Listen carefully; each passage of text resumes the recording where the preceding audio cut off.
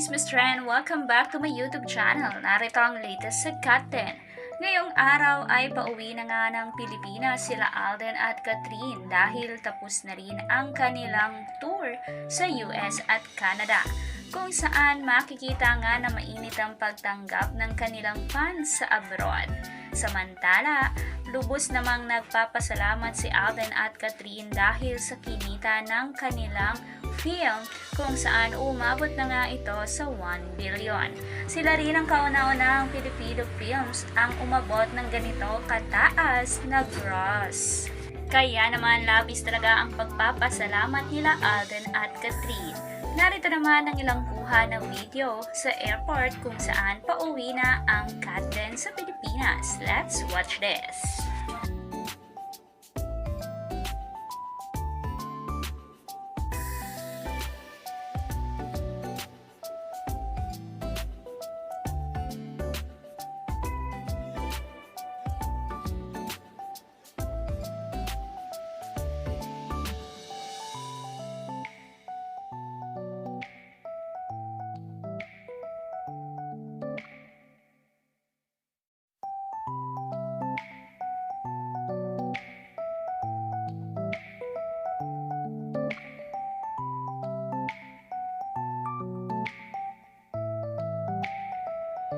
Siyempre, bago naman matapos ang video na ito ay magbibigay muna tayo ng ayuda sa mga Kat10 fans.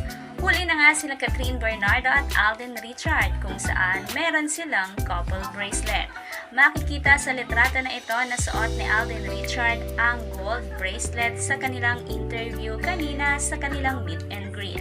Samantalang si Catherine Bernardo naman ay huling suot ang gold bracelet niya kanina sa airport habang pauwi sa Pilipinas.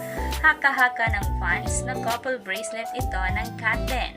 Dito pa lamang ay makikita mo na totoo ang chismis sa kanilang dalawa. Unti-unti na ngang naglalabasan ang mga patunay sa kanilang relasyon. Ayon sa Kat10 fans ay masaya sila kung ano lamang ang kayang ibigay ni Alden Richard at Catherine Bernardo sa kanilang fans. Kung gusto nila na i-private ang kanilang relasyon ay wala naman itong problema sa kanilang fans. Ang importante, masaya ang puso nilang dalawa. Wouldn't be the first time I done it, throwing hundreds where I wouldn't be the